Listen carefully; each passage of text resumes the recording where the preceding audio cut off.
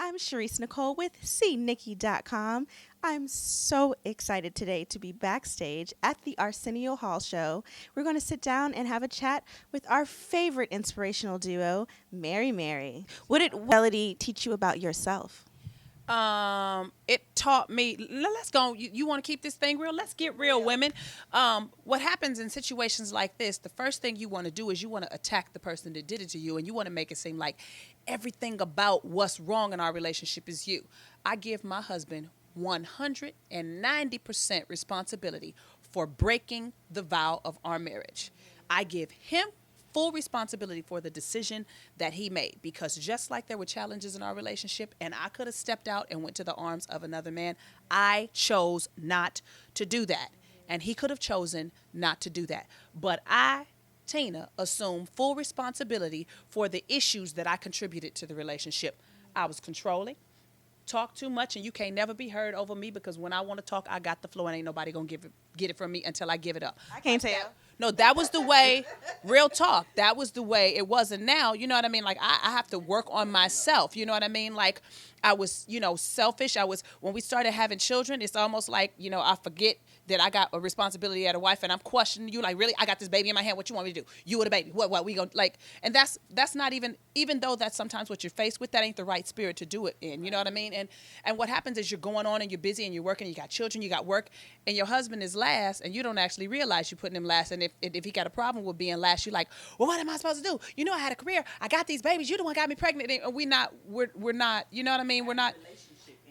It's just placed in order of importance, and that's what happens sometimes. And you want your husband to be the man and to take his place, but because when I'm a strong woman and I'm a this woman and I'm a that woman, and we busy stepping on our man, making him feel small. And you know what? I did that, and I take responsibility for that. My husband also knows the things that he contributed to the distance, and a lack of intimacy in the relationship, not a lack of sex, a lack of intimacy. Intimacy is connection, caring, talking about something other than the kids and whatever the task is. You know what I mean? Spending time with each other, caring about what they're saying more than just wanting what you're saying to be heard and valued. You know what I mean? Like, there was a lack of this, and it really started once we started having kids.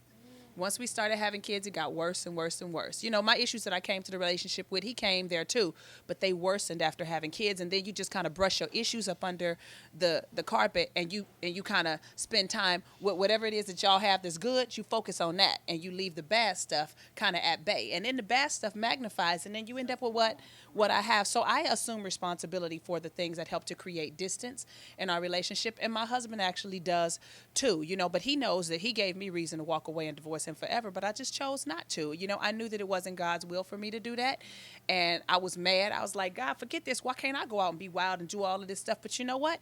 That wasn't the path that I was supposed to take, and I'm grateful that I chose to forgive. This was the hardest thing that I think I'm going to ever do in my entire life. You understand, this thing was not easy, and I fought against it day and night. Even after I made the decision, the process made me want to quit, but I survived the process. I still have to fight now to not hear the things, to not question myself, because this was not because I'm lacking in any way. I know that I look good. I know that I'm sexy. I know that there's not a problem when the doors are closed. I know that I contribute well to my household as a woman and all of that. I know, and that's not fronting and that's not lying. I know that. But when there is a lack of intimacy and there's distance, how beautiful you are, how much you can bring it, and how sexy that does not matter, because you want to feel valued. And when you don't feel valued, sometimes you make the choices to go somewhere else where somebody's paying a lot more attention. And that's what happened. And, again, my husband assumes full responsibility for what he did, but I don't sit there and act like it was perfect and you the one jacked it up. Right. You the one gave me reason to divorce you, but we both actually worked on jacking this up before it got there. Right. And when you're able to do that, that's when you're able to start healing. If he would have got perfect and I'd have stayed, I would have continued to have the issues that I had, then this relationship would still be jacked up. Right. So you have to assume responsibility for you, accept what happened, because you can't change it, and figure out, how am I going to work on me becoming better? And then you think about y'all, or how I'm going to move on with the rest of my life. But if you don't heal, you ain't going to be good for nothing. And that's what I wanted to do. We protected the kids as best as possible. They have some kind of knowledge just because our families are so close. But they was at Auntie Erica's house a lot. There was a lot of aunties and grandmas and people coming over, to kind of keep them in kid mode. But they love their mom and they're very sensitive to her emotions. So they kept going, something's wrong. What's wrong? What's wrong? You know what I mean? They told them a little bit, just, because you have to. Right. But we did our very best smart. to protect.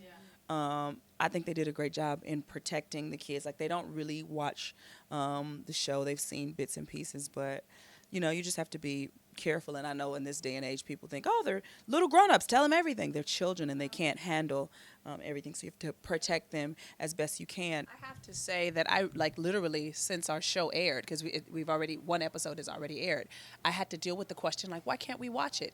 And I had to literally tell my 10-year-old, well, you know that mommy and daddy had a lot of challenges in our relationship and our family almost broke up.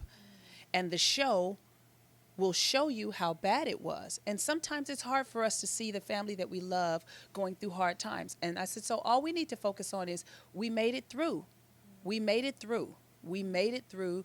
We survived. Is mommy sitting in the dark room anymore? No. Is mommy walking around like a zombie or all angry and all that kind of stuff anymore? No. I said, so guess what? We made it through. That's all we need to know. Well, that's going to in itself help so many people and so many parents, know how to sit down and have that conversation with their kids. I was one of those kids, but my parents did divorce, but they needed to. They needed My to. parents married and divorced 3 times. What? To each other. So they would be done, and then daddy would be back, and we were like, well, we're going to get married again. And we'd be like, yay! And then he'd come back, and then it'd be like, well, what happened? By the third time, we was like, are y'all sure? Is this what y'all want to do? Oh, well, okay. We sat them both down, like, listen, you ain't taking us through this no more. Y'all going to stay together. I mean, they didn't, but it was good to see them fight for love. I'm sure people of faith would not want to hear me say this, but some things do happen that give you grounds to leave, and for your health and for your well-being, your safety, you absolutely should. But there are things that go on that are challenging, and it seems like I can't deal with this. I can't get over this. Yes, you can. Yes, you can deal with it. Yes, you can get through it, and yes, people can change, because I know that I changed. I am not who I was a year ago. And I had to go through all of the worst things in life to get to my better self, which made it even that much harder. Oh, I want to change. I want to be better. Well, let's everything in your life go wrong. Do you still want to be better? And I was like, no, I want to kill everybody. You know what I'm saying? That's what I did. But, I couldn't do that. You know what I mean? So I was forced to become better, because I could have either went the right way or the wrong way. And I'm very passionate. So whatever I do, I'm going to do hard. Either I'm going to roll with God and I'm going to keep this thing right and I'm going to give it my best effort, or I'm going to go the other way and I'm going to do everything. And I considered it for a little while. I toyed with the thing for a little while. It made me miserable.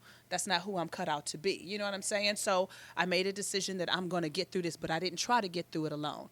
I don't care what nobody's saying. I ain't trying to go extra spiritual on you, but I put my face in that Bible and I start speaking that stuff over my life, because I was doing some crazy stuff that was going to land me behind bars. You know what I mean? And I'm grateful that, nobody is, nobody got killed or anything like that. And I don't have anything that will put me behind bars, but I toyed with it a long time. You know what I mean? And when I would read the Bible, I would literally find practical information on how to get through life's challenges.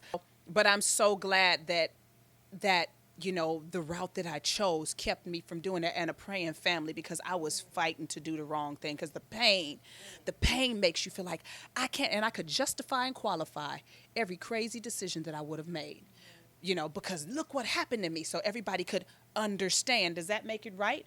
No. Does that fix anything? No. Does that make me happy? No. So when I kept realizing that all these things that I was choosing left me miserable, I was like, man, let me just go on and try to rock with you, God, and get this thing right. And, he helped me through it. And there's many women that do that and try to act like it's all good. No, it's not. You hurting and you fronting and acting like all this hardcore stuff is trying to make other people see that exterior that you're trying to Yes, When people start, you know what I mean, when they get like real tough, you just trying to protect yourself. You're trying to protect. It's like an animal. Like when an animal hurts himself, if they have a cut and somebody comes in, they're going to bite first because they don't know if you're going to see the blood. They don't know if you're going to see the weakness. They don't know if you're going to see the sore. So you try to cover it up with a little extra aggression when really you probably just really need a hug. absolutely. I needed a hug. Ooh. I needed a hug, and thank God for them, for her and the rest of my family giving me hugs. Because if I had anybody telling me that it was okay, you need to, if I had 2 or 3 cheerleaders to act a fool, I was going to do it. But everybody in my family kept telling me, Tina, you're better than this. And then furthermore, Erica had a lot of good things going on. Like she was launching her solo career and making all of this music that was literally speaking sanity into my head because I was a little bit insane. So help, Lil Mo Jesus. She was like, I need this song. And I was like, well, it ain't done yet. No, listen, I need email it to me tonight. And I was like, I got to finish recording it first, you know. So to know that it works, and that's a question that we always ask when we do Mary Mary music. Does this music work? Meaning when I get in a low place or a dark place, does this work? Can I listen to it and it lifts me or it makes me feel better? Because that's what gospel music is supposed to do. And so to know that she could use it at this kind of level of insanity, it made me feel really good that I could offer something to my sister, you know what I mean, in that way. I'm still aiming to inspire people, to draw them to God, to uplift them, to be my absolute best. I'm okay with being an example and having to be out front. And so I want to do that well. You know, you just want to excel and you try your best to be your best. We don't always make the mark, but if you fall, you get back up and keep going. You know, there's so many songs on my new album that represent that. And I really can't wait for people to hear it. I hope they hear the music, but I hope they hear my heart as well.